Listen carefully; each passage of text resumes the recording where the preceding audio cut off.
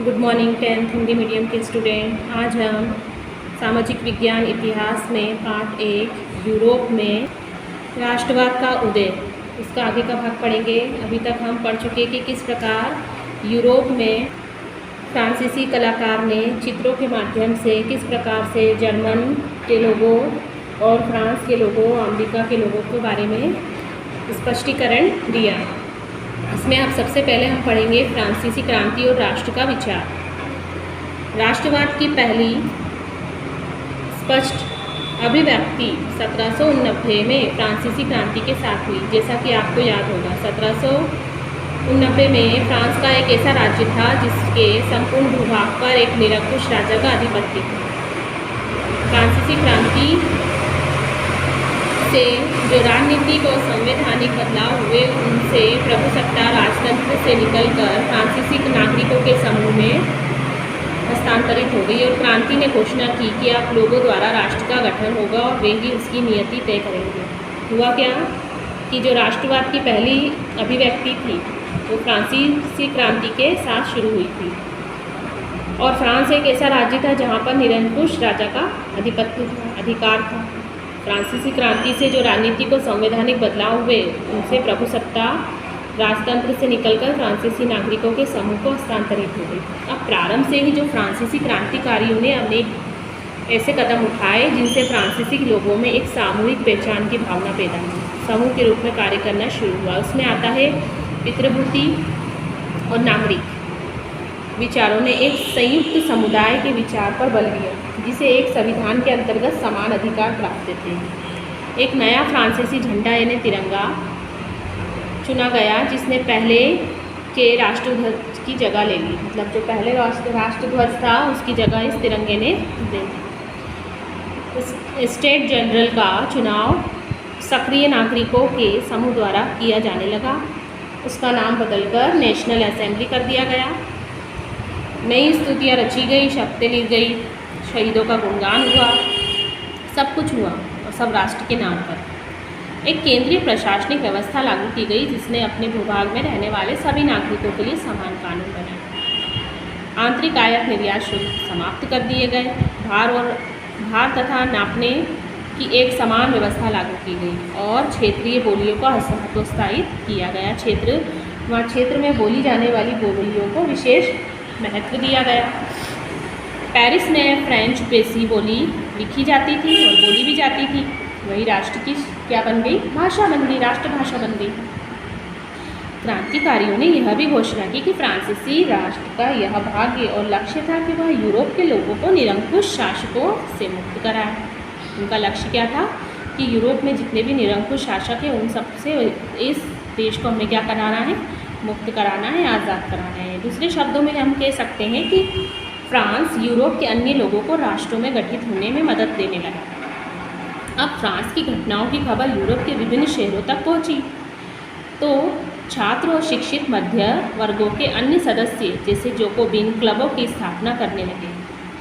उनकी गतिविधियां, अभियानों ने उस फ्रेंच सेनाओं के लिए रास्ता तैयार कर दिया। अब जब 1790 का दशक था, उसमें क्या हुआ? हॉलैंड, बेल्जियम, स्विट्ज़रलैंड और इटली के बड़े इलाके में ये क्या हुए? घुसे। क्रांतिकारी युद्धों के शुरू होने के साथ ही फ्रांसीसी सेनाएं राष्ट्रवाद के विचार को विदेशों में ले जाना चाहती थी, अलग अलग देशों में।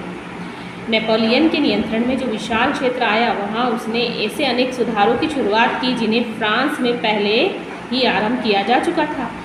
फ्रांस में राजतंत्र वापस लाकर नेपोलियन ने निसंदेह वहाँ प्रजातंत्र को नष्ट ही कर दिया।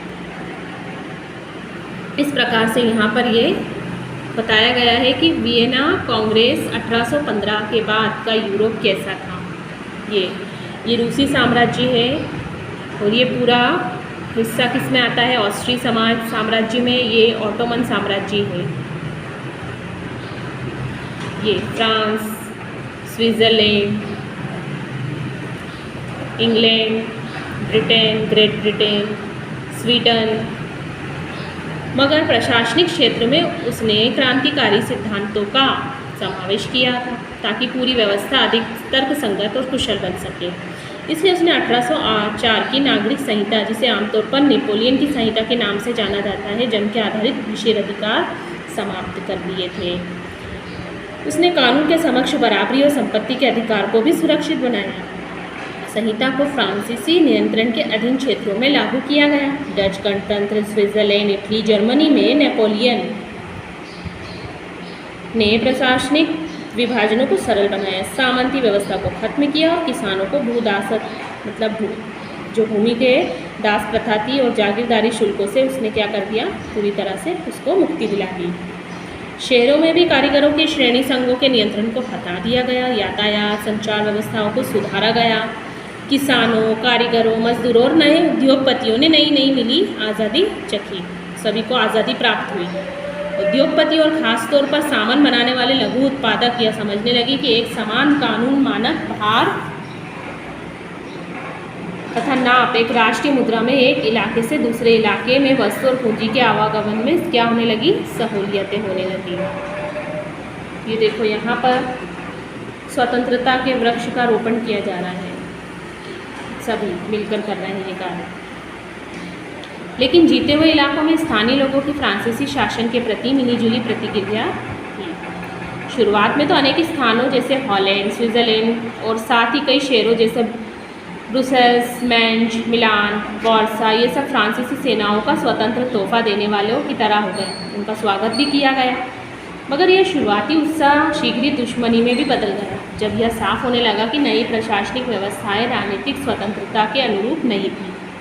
बढ़े हुए कर, सेंसरशिप, बाकी यूरोप को जीतने के लिए फ्रेंच सेना ने जबरदस्त भर्ती से ही उन्हें हो रहे नुकसान में प्रशासनिक परिवर्तनों से मिलने वाले फ़ायदे से कहीं ज़्यादा उन्हें नज़र आने लगा। जैसा कि यहाँ चित्र में राइलैंड का डाकिया लाइप्ज़िग से आते हुए सब कुछ गवा देता है। यहाँ नेपोलियन को 1813 में लाइप्ज़िग की लड़ाई हराकर फ्रांस लौटते हुए डाकिए के रूप में दर्शाया गया है। ये किस वेशभूषा में है, डाकिए की वेशभूषा में है। उसने झोले से गिरती हर चिट्ठी पर उन भूभागों के नाम लिखे जिन्हें अब वह हार चुका था। ये सारे भूभाग वो हार चुका था। इस तरह से पिक्चर के माध्यम से बातों तक लोगों तक बातें पहुंचाई जाती। यहाँ तक इस लेसन को आपको पढ़ना है।